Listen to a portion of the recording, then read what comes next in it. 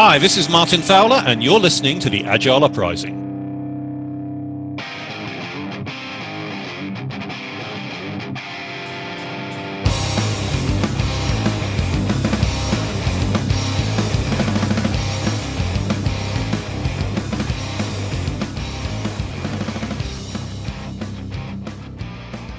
Hello and welcome to another episode of the Agile Uprising podcast. I am your host, Troy Lightfoot, and today I have with me a very special guest, a good friend of mine, and an amazing Agilist and trainer and coach and everything else under the sun, Chris Lee. Hello, Chris. Hey, Troy. How you doing, buddy? Good, good. Do you want to give the folks maybe a brief 30-second intro about who you are, and then we'll get started? Absolutely. Folks, first, thanks for tuning in. This podcast has connected me to a lot of great people out there in the world. So if you enjoy all of the stuff that Troy and the rest of the team does at Agile Uprising, please like, subscribe, all that good stuff. It's wonderful. My name's Chris Lee. If you go ahead and you're looking me up right now, the last name is 2 letters, L-I, not L-E-E. I'm one of the lucky people that gets a chance to connect with folks from all over the world. While it's in the Agile space, focusing on teamwork, their professional and personal development, it's great. I get to work as a leadership and executive coach, trainer, a whole bunch of good stuff. You can hear more about me later on, but if you want to take a little bit about what me and my team are working on, you can take a look at sparkplugagility.com for all the fun stuff that we've got going on. And I love hearing from new and former students. So hope you all are doing great. Thanks for tuning in.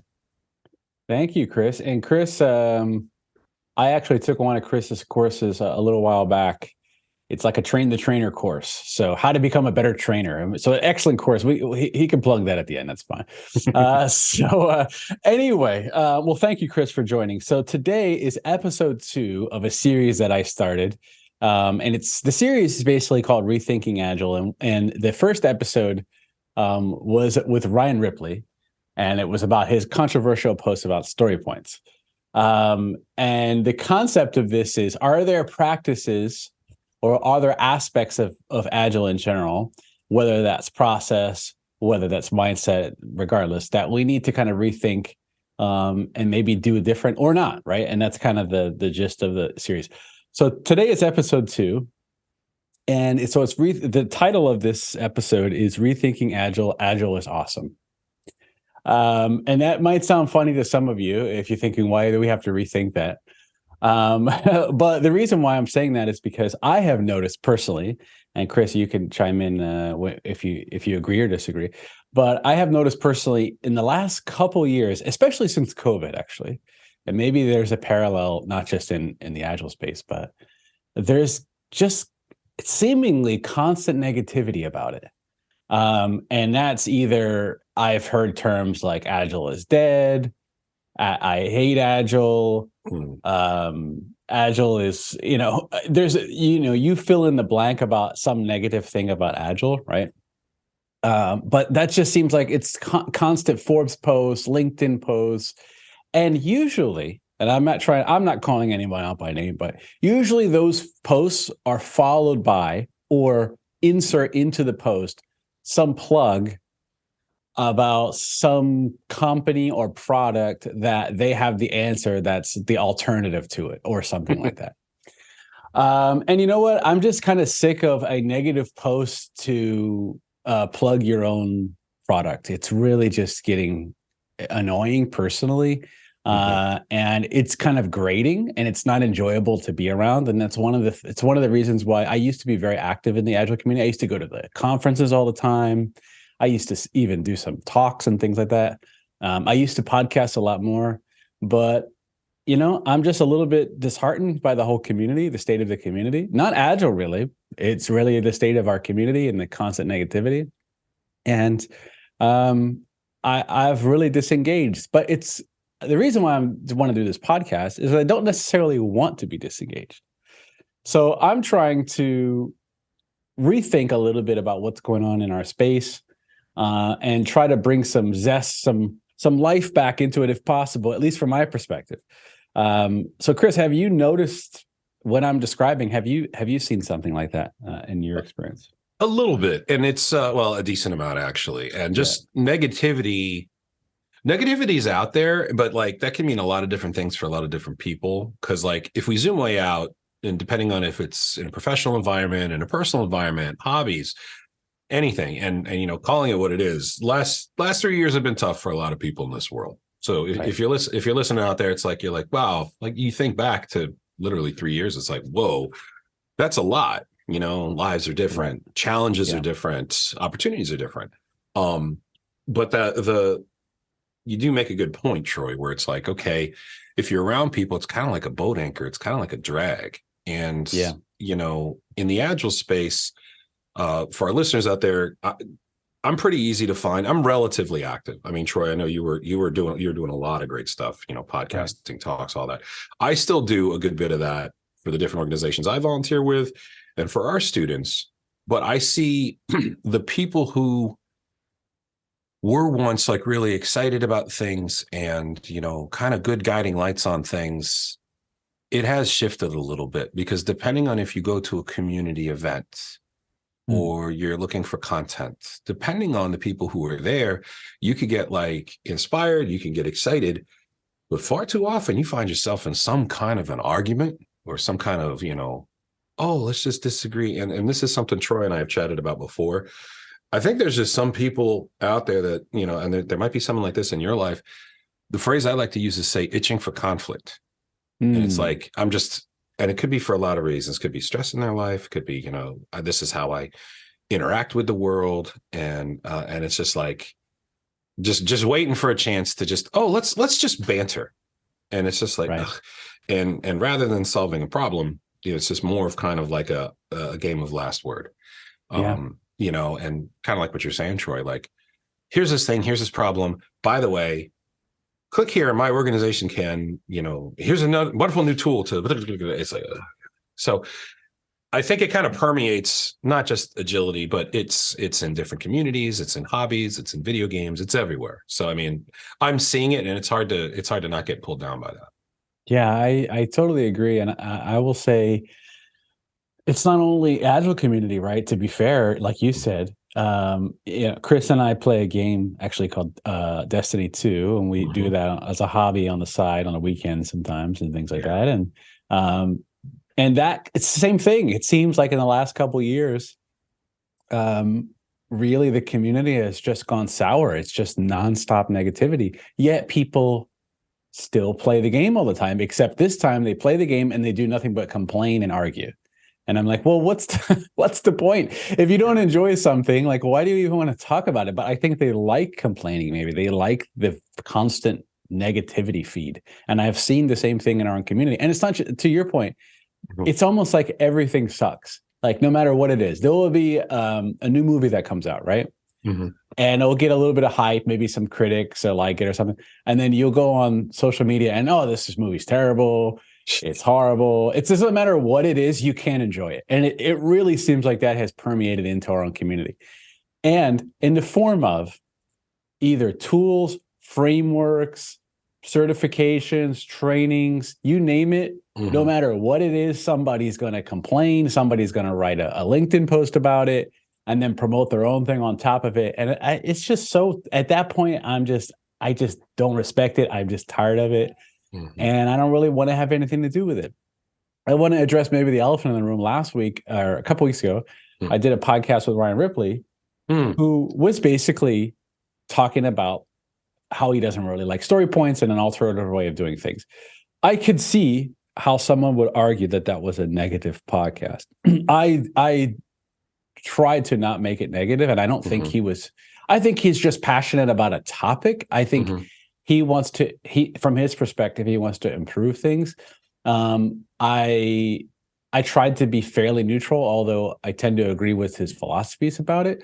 But at the end of the day, these things are tools. These things are processes and tools, and they're not supposed to be the number one aspect of Agile, number one thing we're doing, right? It's basically just whatever tool works. If you need a hammer, use that, right? If you need a pair of pliers, use that. And whatever works for you, it's good to do. I just wanted to do that podcast because I thought it would be cool to shed some light on some other ways of doing things, right? That we normally don't get the light of day. That's kind of why I did that. But so anyway, so that's a little bit about what's going on in the world. And so I wanted to, a last thing I want to say before we move to the Agile is Awesome piece. Frameworks, certifications, trainings, consulting, all these things. Every industry has these things, no matter what it is, right?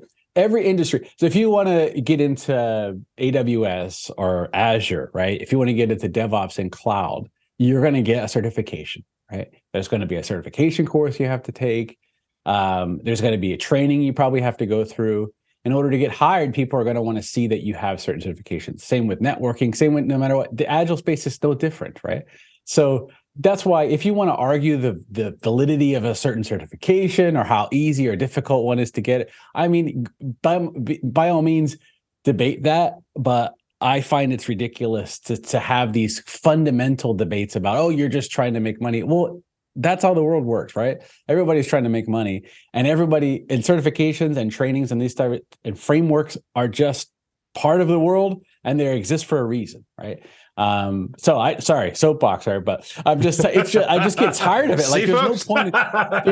There's just no point in debating it, is what I'm saying. That's how the world works, and we have to just operate within it. And it works that way for a reason, because it's better than not having things, right?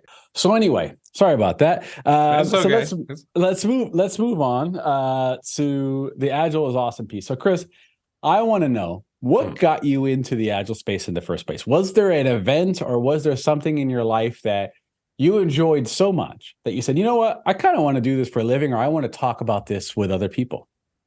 Well, I got to tell you, this this world found me. I didn't find it. That's the way I talk to it. I grew up as a consultant, hands on keyboard, building software. Think late 90s, early 2000s. If we have any listeners out there from the .com, .bomb era, you remember this. There were times when I would work on some of these longer running things, and when you see all the money and all of the effort and all the emails and all the meetings and all the arguments, and what you do is you don't hand anything over. You hand over the binder of the system. You know, here's what it should do. And that binder costs the taxpayer like $5 million. And like you ask somebody, hey, can I see that thing? Oh, no, we haven't built anything. It's like, man, that stinks. That stinks. So for me, I always like putting something in people's hands. Like, hey, check this out. It's like if you're a chef, you're like, hey, check this sandwich out, or this dish I made.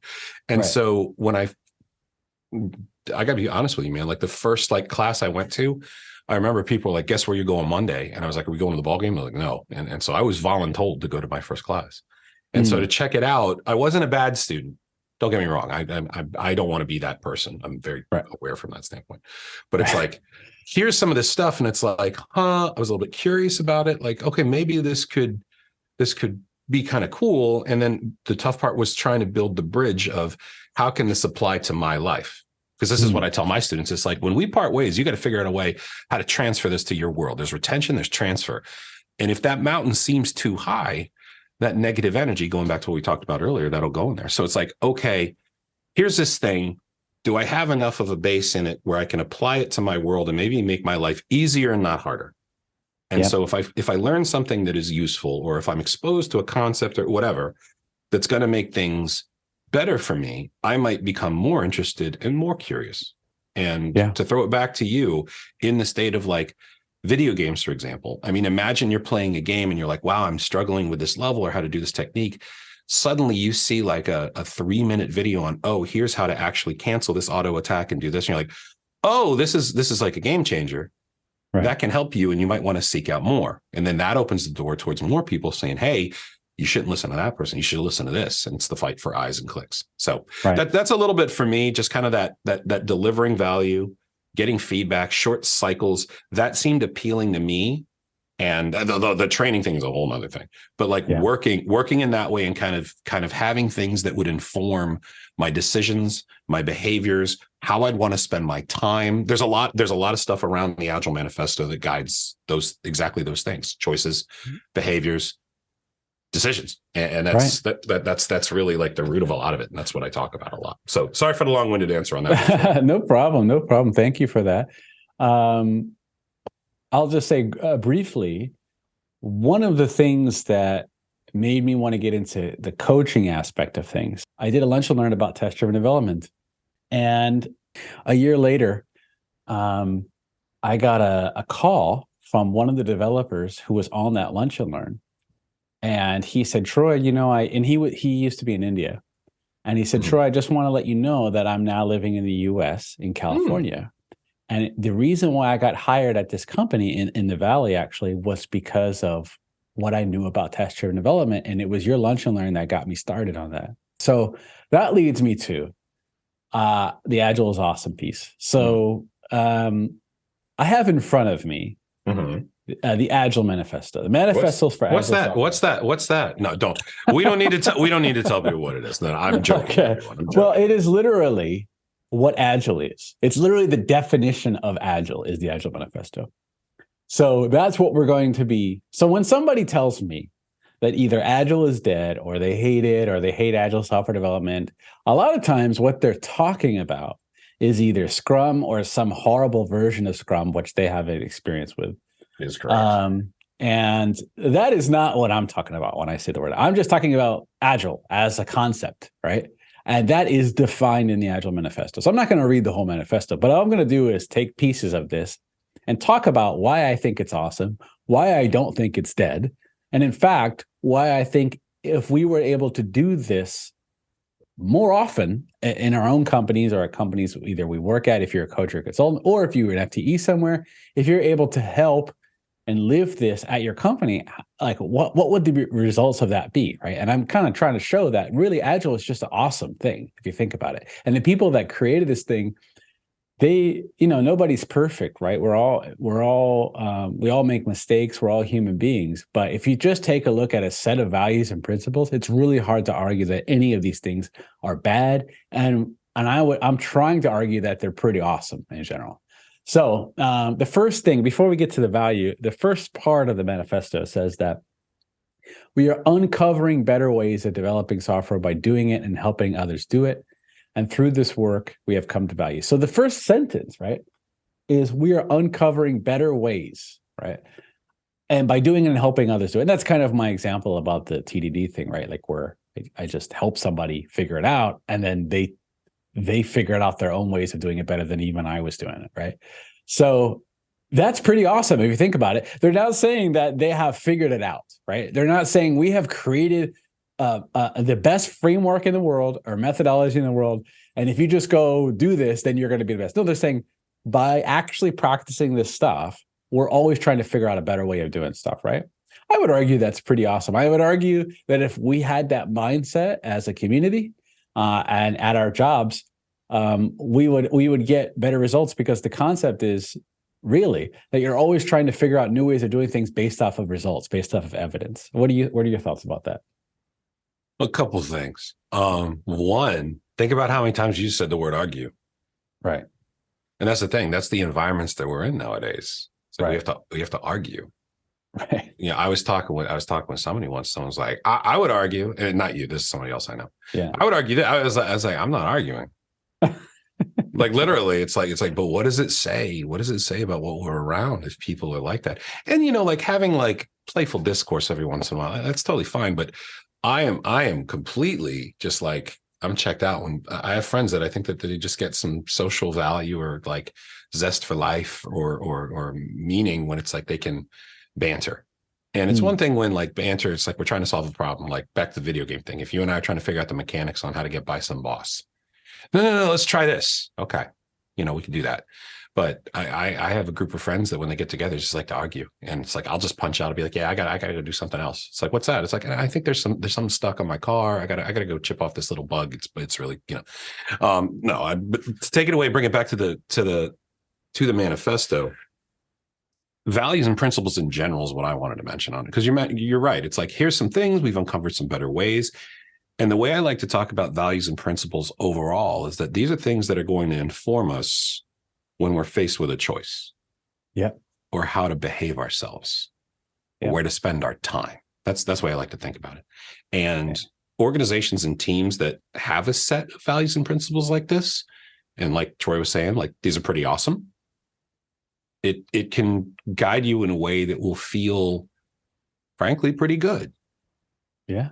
If you're embracing them. And like, I'll give you the example and then toss it back to you, Troy, but it's like the discourse or the misalignment in behaviors, communication, how you spend your time between values and principles that are only given lip service. Take the word agile out of it.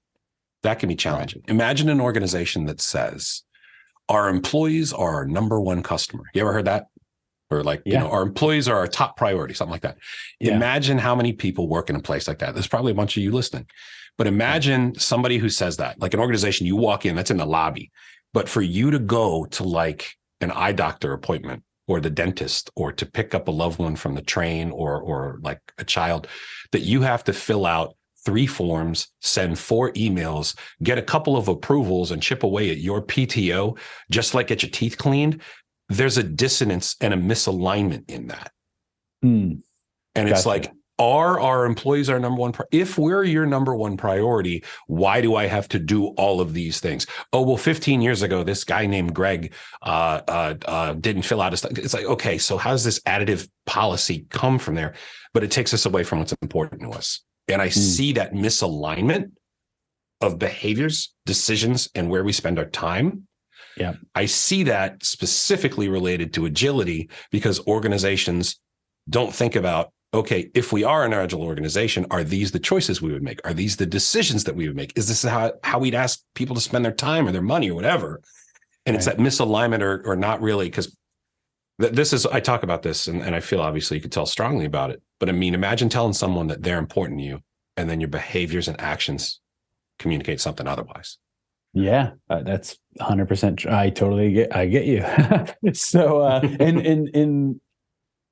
to prevent me going down a rabbit hole, because I want to wrap. We're doing positive. Happy times. Happy times. Happy times. So, all right. Happy times. New dungeons opening. We're steamed up. Yeah. There we go. All right. Up. So I want to cover a couple, not all the values, but the first one in particular: individuals and interactions over processes and tools. Right. I don't want to say every, but many of the type. There you go. See, there you go. Good. Nice catch, man. Many of the blog posts I have read or LinkedIn posts or, insert whatever you're reading or hearing, podcast episode, etc. A lot of these things, I'll say that, are focused on processes and tools. This process is bad. My process is better. Do this, do that, right? That's the focus. And that is exactly what people that are supposed to be coaching or consulting are supposed to be coaching against, right, or around. Basically, we're supposed to be saying, hey, how do we get a group of people to collaborate better, right? How do we get them to try to come up with better results than they would without this type of mindset or principles and values, right? And so we do it as a community ourselves all the time, and then we expect companies not to do it. So there's that. So individuals and interactions over processes and tools. So I'm just going to talk about why this value is awesome to me, because it doesn't matter. It's the difference of if you've been in an environment where someone is doing Scrum, right? You might have seen some really poor Scrum, right? Like something that people are calling Scrum, which you don't even recognize as what's in the Scrum guide, for example, right? Or Kanban, or, insert your framework in there. And then you might have been in other environments where things are working really well, right? And things are very mature and people are having a lot of success with it. And what's the difference, right? It's the quote unquote framework are the same. And you again, insert your scaling framework. It doesn't really matter here, right? Some companies are doing really well with certain frameworks and some companies are not doing well with the same things. What's the difference, right? That's the question. And well, it's really up to the people and how their mindset and how they take the process and tools and what the mindset is behind it and how they interact with one another, right? The people, their own mindset, the way they see the world, the way they see how they view that framework, and that has everything to do with their own mindset, right? So, and the way that they communicate and collaborate with one another, how do they treat one another when working within these process tools makes all the difference of the success of those tools or not, right? So that's why I think this value is awesome, is it's basically saying that no matter what process you tool you use, because they're all important, right? We need processes, we need tools. That's extremely important. But it's only going to be so good as the people and the mindset and their interactions behind them. And that's why I think things like facilitation are really so I have seen people talk about, oh, why do we need facilitation skills and things like that? I'm like, you don't understand. In order for like us to get the type of results that we want in our companies and our community, right? If we're supposed to be autonomous, if we're supposed to be self-organizing, autonomy and self-organization doesn't mean just do whatever you want, right? There is it's supposed to be like an agreed upon outcome we're trying to achieve, whether in any process, in any meeting, and facilitation and getting people to collaborate effectively is like a key skill, which differentiates like a higher performing team from a lower performing team, right? And I'm not even saying you have to have one person that knows how to facilitate. I'm saying just the concept of facilitation and collaboration and how to do that effectively is so important that it almost trumps any particular process and tool. That's my argument. All right, there's that word "argue" again. But anyway, what are your thoughts about that value? And do you agree that is kind of an awesome value that if we were to live this day in and day out, that not only would people like it and people enjoy working in an environment, which I think, but also we probably will get some great results. What are your thoughts about that? Well, I think all of them are great. You know, there's not, and this is the trick. People are like, I like this one more. It's like I like all of them. I like all of them, but I do like how this one, is presented right up in front, because a thing that commonly gets misunderstood out there, like this is in my travels, is that people say Agile says this. Anytime you hear someone says Agile says this, it's normally not my peer group that would say that. Let's just put it right. And, okay. And in looking at this, a key thing to keep in mind when people see like the manifesto, notice how it's like, I say it's like two sides of a seesaw, where it's like, hey, here's some things, and I like to talk about these as choices, where it's, here's something that could inform a choice. If you have a limited amount of time to spend, would you want to put that energy, that time, that emotion, that effort into the interactions with other human beings and people? Or would you want to spend that time bearing down on trying to make sure this bubble goes to this line, or you're pushing these keys on this thing? And so it's like, as a check, if there's a group of people working together and being like, okay, we have an hour together, how do we want to spend that?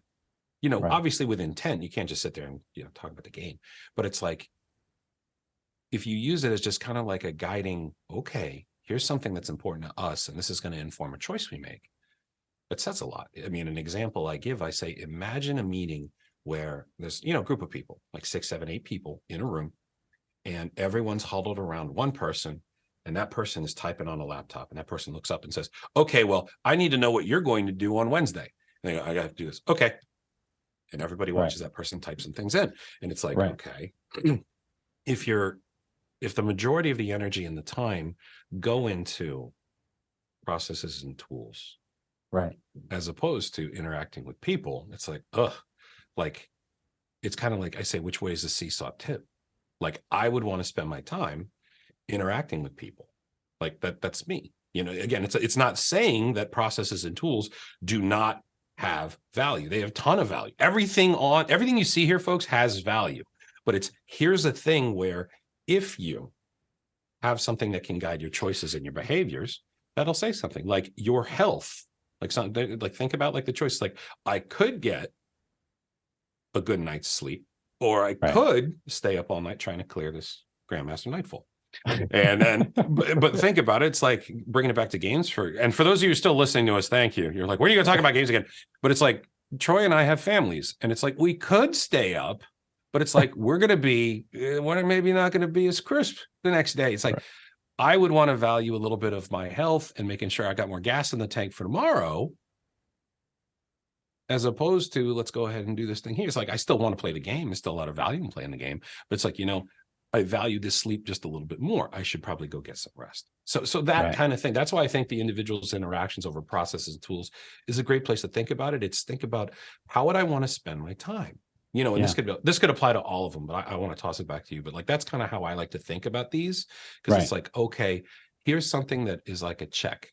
What's important to us, and what's the choice we would make, X over Y? Would you eat the salad, or would you eat the grilled cheese sandwich? No, I'm just kidding. I love it. For my listeners out there, how I feel about grilled cheese.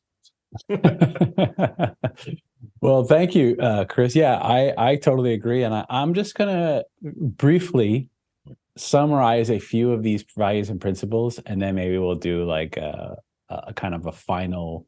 I'm going to read a few of these, and I want you to think, Chris, which one would you like to talk about? Maybe not one in particular, but I'll leave it up to you. Mm-hmm. But what I'm looking for is, how awesome is this stuff? Like, for example, collaborating with customers, right, over just arguing about contract negotiation. The ability to respond to change over following like creating a plan and saying, oh, we must follow the plan. And the results of this, how well we stuck to the plan, are how well we actually did. That's kind of people's mindset. And I see that all the time, even in the quote unquote agile space, right? They'll have some quarterly plan and they think they'll grade themselves on how close they were to the plan. And it's like, wait a minute. The value says that responding to change is more important than following a plan, right? So why would you create a set of outcomes based on following the plan? It doesn't make any sense, right? So there's a few things, but I want to talk about some of the principles, actually. So one of the principles, the first one, actually, our highest priority is to satisfy the customer through early and continuous delivery of valuable software. So when they say customer, they're not necessarily that word customer is kind of a loaded word in the manifesto for those who are familiar with it, because the people who wrote this largely were consultants. So you could look at the word customer through the lens of, for them, a customer was a company they were working at, right? Also, you could think about the end user as a customer here. But if you think about it, early and continuous delivery of valuable software, right? So now this was written in 2001, as you mentioned, when you first got started around this time period, late 90s and around this time. And the world was much different right back then, right? People weren't releasing every day or multiple times a day, right? So unless you think I'm wrong, but I don't think most people were at that time, right? So the ability to deliver early, not more output, right? Not more velocity, those things, but early and continuously, right? There's a ton of value in that. That's why it's the highest priority. And it's not just to satisfy the customer, it is how we're going to do it well. We're going to work in such a way which allows us to get to market sooner, right? To get feedback faster and continuously. And that kind of goes with one of the other agile principles, which is number 9, which is around quality, right? Technical excellence. Because if you don't have that, you won't be able to do it continuously. You'll be able to get things out very fast with poor quality. But the more quality issues that you have, obviously it's going to kind of slow you down and it's going to hinder your ability to deliver continuously. And so those two principles kind of go together. And I think that's pretty awesome, because it's not saying, hey, just you're going to get 10x the amount of productivity, right? Or you're going to triple your velocity, or any kind of words like this. They're saying, no, focus on early and the ability to do this continuously, not only just early, right? I think that's pretty awesome. What do you think, Chris? I think it's absolutely awesome. And you bring up a good point about it, because it's like, hey, let's try to get something in people's hands early. Right. Like, I'm a big fan of, and one of the things, any of my students out there listening right now, if you're still listening, thank you. I have a big thing where I say, hey, we made this for you. What do you think? Anytime you could put something in people's hands, check this out. That informs you of what to do next, because they might be like, this is perfect. Like, do this a million times and like you can print money. It's great. It's like, or like, hey, right now, like, my world is, like you said, my world is a completely better place now because of this. Thank you. It's like that's cool. I think it's completely positive. There are other ones that jump out to me too. A few, if you wanted to hear about it. But there's one that catches my eye just at the moment based on which other one jumps out to you? There's the one that jumps out to me, and full disclosure, as if you're reading this, people have given, they're like, Chris, I have some feedback on the manifesto. I'm like, I didn't write it. This is great, thanks. So, it's kind of I'm just telling you what happens. Right. But there's one where when you read it, it's like, okay, here are the words, and the students that I encounter that maybe English isn't their first language, or it's like, it's kind of hard for me to read on this. And I'll read it verbatim, and I just want to expand on it, because this is how I like to talk about it. You scroll down near the bottom, you'll see simplicity. The art of maximizing the amount of work not done is essential. I used to get a lot of questions on this one. And people are like, wait, maximizing work not done? And it's like, they're trying to read through it, et cetera. But that word simple, that's one I like to talk about, because think about this.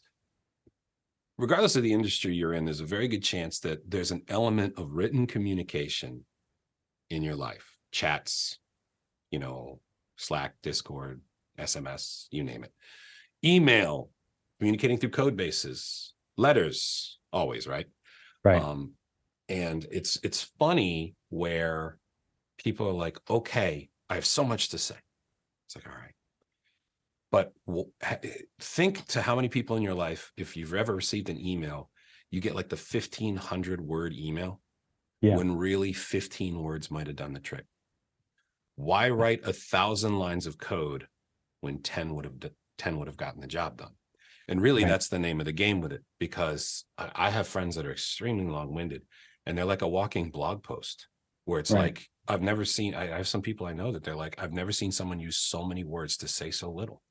And the spirit around this principle is like, okay, are we, this helps to guide behaviors and choices and how we conduct ourselves. Because it's like, okay, am I going to be the person that's just going to volley off 1,000-word email after 1,000-word email when, okay, have you ever seen a situation like something that's overcomplicated, like where it's almost needless? I say needlessly complicated. I don't know, like making that enclave weapon crafting system in Destiny 2 that I just can't absolutely stand it at all. No, but it's like, that's what I mean there. It's like, keep it simple. Keep it simple. Yep. Are we, and it's the questions you ask, are we overcomplicating things?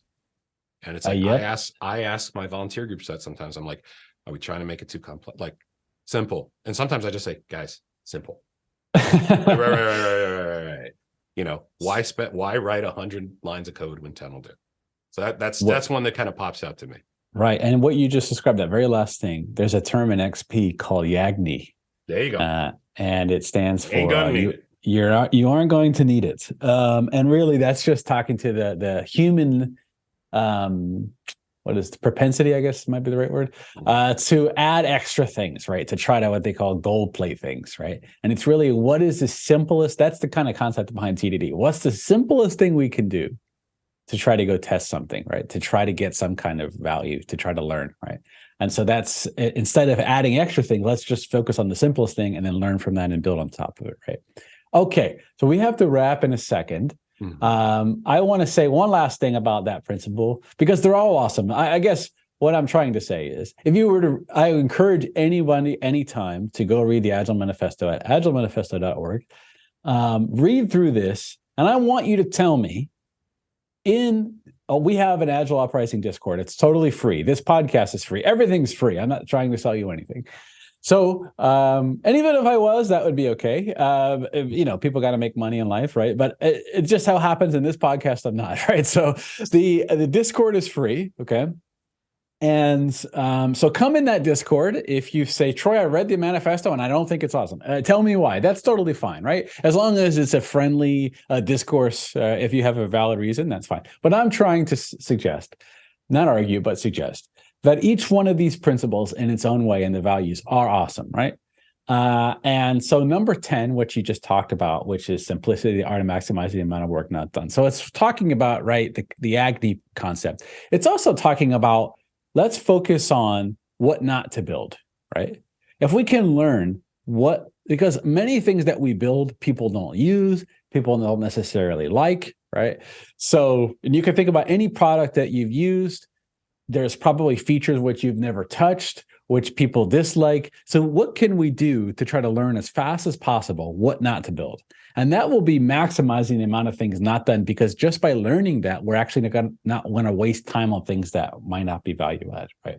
And we think everything is value added at the beginning, right? Any idea we come up with, that sounds like a great idea. Let's go do it. Let's spend a bunch of money. Well, let's figure out if this actually is a good idea or not. What's the simplest thing we can do, right? And that is part of that principle. Okay, so I'm gonna leave us with this. This has been on my mind for months now, so I just want to say it at the end. If anybody's still listening, number one, thank you. Number two, go to Chris's website, which he's going to plug at the end, and that's just a plug for joining me. And number three, I don't know if you agree with this statement, but I'm going to go with it here. I'm going to just tell you what's been on my mind. My God, like, what are we doing to each other, right? Not just in the Agile space, but around the world. The constant fighting, negativity, politics. It's like Agile is like politics now. There's two sides. There's warring factions. And it's like, really, is this what we got into it for? Is this it? When we are going to die, or we're at the end of our life, right? Is that's what we're going to be focused? It's just so much noise and nonsense. None of it means anything, right? So how can we help people? How can we help the companies we work at? If you're an FTE, how can you help make this better for yourself? You know what? This set of values and principles is really awesome. And if we can help, if we can just do these things, no matter what process and tool we use, trust me, it's going to be awesome, right? If we can start living these things, you're going to have fun. And I know there's complications to life. I know there's reasons why you can't do these things, but that doesn't mean this thing is crap, right? Or it's dead or whatever. So that's my ending. And I'm sorry if it's a little sad or morbid, but what are your thoughts about this, Chris? And then we got to go, and please give you a plug to anything you'd like. Couple things. I'd rather send you all out with a little bit of a smile. Think of it this way. Like, well, there's things out there that can be kind of a drag, whatever it might be. You know, we all have challenges and stuff like that. Look at it as a, hey, how am I going to spend the time that I've got and to impact people as much as we can in a positive way? That's kind of like one of my big kind of guiding, just like one of my North Star. I tell people, it's like, I get a chance to wake up every single day and do stuff that's going to hopefully make someone smile or laugh or make their life a little bit easier. And it's like, okay, how can I put some good in the world? And I tell people that. I said, if you're putting good in the world, that's probably going to come back with interest. Right. That's what I tell people. It's like, so trying to put some good in the world, it feels good. It's nice. I mean, had non-agile story. This will make you feel good. So I was in line in the drive-through because I like to eat. This is, I was coming up getting a little snack. And these kids come up to my car. Hey, man. I'm like, hey, what's going on, dude?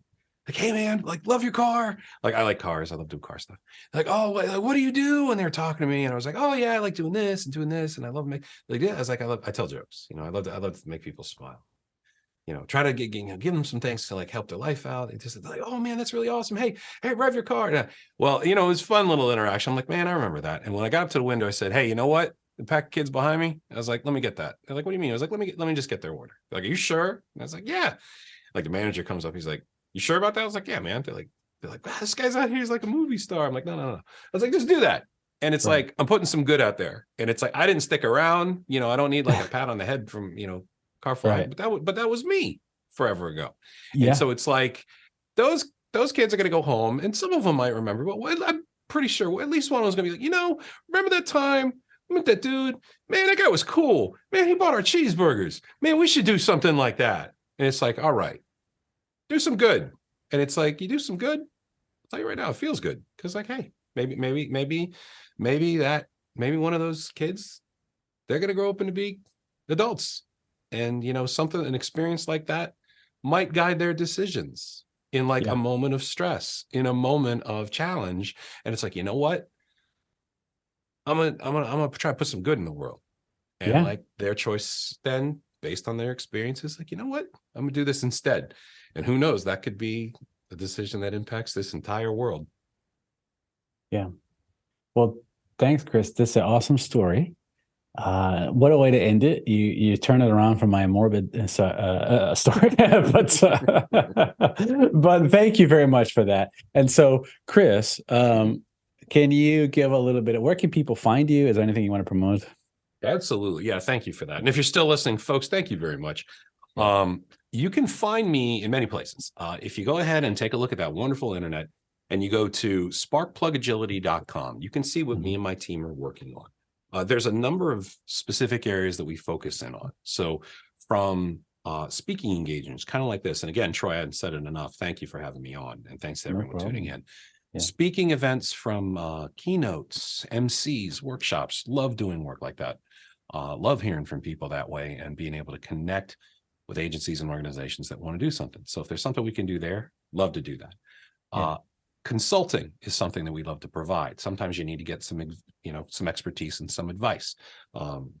Being able to influence someone at their request. That's the way we think about consulting. So from looking at the organization, what adjustments we can make, sales, pipeline, recruiting, human stuff, like love to do that. Professional coaching is something that It used to just be on the secret menu, bringing it back to fast food. It used to just be something that was hey, I'd like to hire you as this. This is something now that we advertise. This is some of our most purposeful and human work out there. Being a graduate from the organizations that I'm a part of and those volunteer groups, it's wonderful. You take the word agile off of it. It's just some of my most just fulfilling work. But training is what most people have encountered us for and what the phone rings for the most. We have a wide range of certified, non-certified, and custom-made learning experiences. That's where most of my passion is, actually, around what I build. And Troy mentioned it earlier. We love to work with people who are working with teams, leveraging different ways and approaches that can capture the agile mindset, but zooming out even more, working with instructors is what really gets me excited.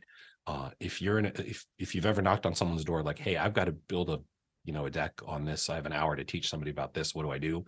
All the way along the journey to wanting to apply for one of these very prestigious training licenses, we've developed a very, very comprehensive program helping you along any step of the way. A mixture of on-demand learning, self-paced work, contextual type assignments, and then a heavily immersive program where we work with you. And that's our Train of Thought series. And the crown jewel of that is the Trainer Immersion Program. This is something that we are extremely excited about and we see very big things for. So if you're listening and you build workshops, if you're a coach that builds games and stuff like that, and if you do speaking and you want to learn to design a better session to get in some of these conferences, we would love to work with you. So if you take a look, sparkplugagility.com, you can find me on LinkedIn. Again, the last name is Li. You see me on Twitter. I don't swipe right or swipe left, any of that stuff, but very easy to find. And I always love meeting a new organization that says, you know what, I want to learn some more about this, especially somebody who grew up in environments that were a little bit more heavily regulated from a policy and governance standpoint from my federal background. So love to see you folks. Please give us a buzz. Thank you, Chris. I really appreciate it. So I'm going to end it on that note. Everyone, you have a great week and we'll see you next week. Take care, everyone. Thank you.